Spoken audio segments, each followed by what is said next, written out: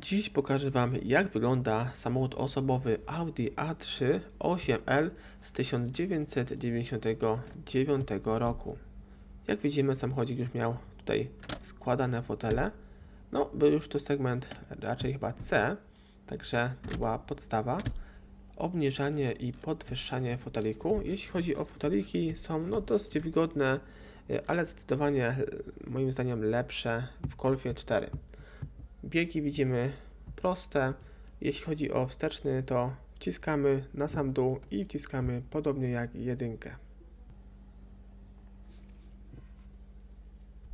Włączymy sobie zapłon, zobaczymy ile ma na budziku. Tutaj widzimy ponad 300 000. Włączanie świateł, włączanie, wyłączanie, to wiadomo.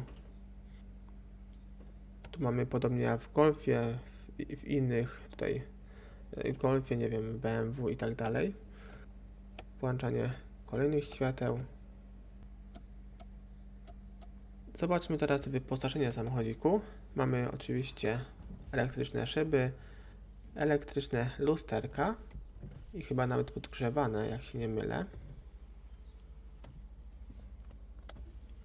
Obniżanie nie jest stopniowe, tylko widzimy, klikamy raz, całkowicie schodzi na dół.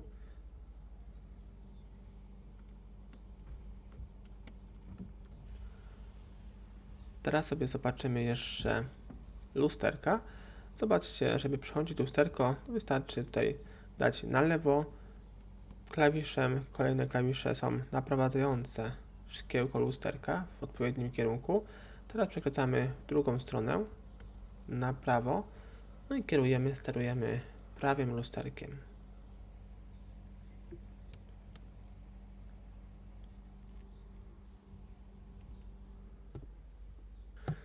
I tu widzimy jeszcze schowki, tu widzimy z tyłu jest schowek. Możemy sobie coś schować od strony pasażera. Ogólnie rzecz biorąc, samochód taki idealny chyba do dojazdów teraz do pracy, ale chyba i tylko wyłącznie jeśli jest w gazie, bo troszkę nam paliwa tutaj zabierze. Trochę spali, no i widzimy bagażnik dość pojemny.